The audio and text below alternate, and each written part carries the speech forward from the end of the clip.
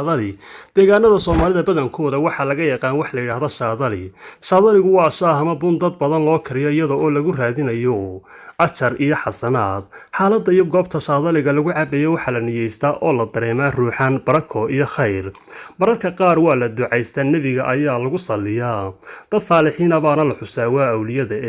gaar ahaan dhaqankani waxa uu ku xooganaan jiray gobolada waqooyi ilaa Soomaali galbeed haddaba xagee buu ka soo jeedaa waana maxay macnaha saadali magaca saadali waa hayb carbeed oo dad badani ku abtirsadaan gaar ahaan waqooyiga Afrika haddaba muddo imika laga joogo 800 oo sano waxa dhulka Maroko ka soo baxay Sheekh Suufiyaha magaciisuna ahaa Abu Xasan Ali al-Saadali kaasoo asaasay dariiqa suufinimo oo aad u faaftay lana yiraahdo al-Saadaliya Abu Xasan wuxuu ka degay Masar gaar ahaan Alexandria halkaas baana dariiqadiisu ku baahday horaantii qarnigii 17aad Yemen waxa aad u caan baxay wadaad dariiqada hormuudka ahaa gaar ahaan magaalada Makha ama Mukha taasoo leh dekad ku taala badda cas magaciisana la oran jiray Sheekh Ali Umar al-Qurayshi ninkaas oo sumcad weyn leh isaga oo ku raran ruuxaantii iyo karaabooyinkii loo qirsanaa wuxuu u dhoofay magaalada Herar halkaas oo uu ku guursaday gabadh u dhalatay bulshooyinka geeska kolkii uu ku noqon lahaa dalkiisa waxa ay sii raaceen wadaad geeska Afrika u dhashay oo ku dhiiso ruuxaan iyo karaamo loo sheegay nimankaasi xabashida waxa ay ka sii qaateen midhaha ama siidka bunka waxa ayna ku beereen Yemen halkaas oo si qurux badan uga baxay markaa kadib waxa ay bilaabeen inay u cabaan sidii xabashida looga cabi jiray intii aan dadka kale baran cabitaankiisa waa la diimeeyay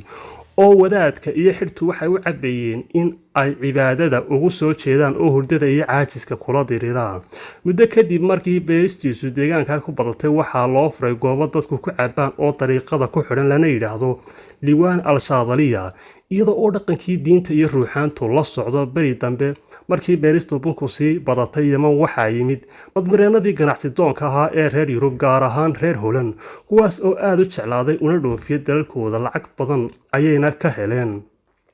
halkaas ayuu ka yimid magaca Yurub ku caan baxay ee Arabic cafe oo magaca cafe waa magacii asalka ahaa ee bunka xabashida kaasoo carabtii keentay ay uga guurtay magaca kale ee qaxwa haddaba Sheekh Ali Umar al-Qurayshi markii uu dhintay sheekhnimadii dariiqada waxa ka dhaxlay wadaadkii Afrika ka tagay oo aynaan magaciisa hore u ahayn laakiin ku caan baxay Sheekh Yaquud al-Arshi waxa uu ahaa sheekh cajab badan loo qiray karaamooyin waaweyn magaca Arshi waxa loogu bixiyay iyada oo loo rumaysnaa in jirkiisa oo kali iyo dhulka jooga laakiin ruuxdiisu carshiga jirto haddaba imika ogow malayn meesi dhaqanka saadaliga ama bunka la sadaqaystaa sida uu inagu soo galay dariiqadani inkastoo aanay dhulkeena ku xoogaysan shakale aan way soo gaadhay waayo Suudaan iyo Eritrea xoog bay ku yeelatay dhanka kalena ilaa barigaaba Yemen waa ay ku xidhnayd dhaqan ahaan bunkii dariiqada awliyada saadalidu dariiqada Makka ku cabi jirtay ee diinuuday weey halkaas baana loo niyooda ogaanshaheeda ayaase inaga gaboobay mahadsanid nimcaan sidoo kale daawadayaal idinkuna waad ku mahadsantihiin daawashada barnaamijkan aan idinka faaloonayna saadaliga